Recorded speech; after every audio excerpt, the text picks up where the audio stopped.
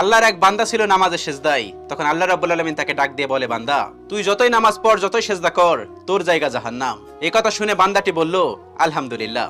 আল্লাহ তখন বলে, এই বান্দা, জাহান্নামের কথা শুনে কেউ আলহামদুলিল্লাহ কয়? বান্দা তখন বলে, আল্লাহ, জাহান্নামের মালিকও তুমি, জান্নাতের মালিকও তুমি।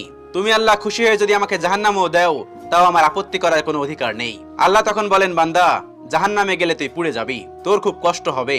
বান্দা তখন বলতেছে, আল্লাহ, কষ্ট শুধু আমার হবে না, তোমারও হবে। আল্লাহ তখন বলতেছে, বান্দা, তুই পুড়বি জাহান্নামের আগুনে, আমার কষ্ট হবে কেন? বান্দা তখন বলে, আল্লাহ, কোনো মায়ের কোল থেকে যদি কোনো বাচ্চা পানিতে পড়ে যায়, তাহলে কোনো মাই দূরে দাঁড়িয়ে থাকতে পারে না, দৌড়ে গিয়ে বাচ্চাকে কোলে নেয়।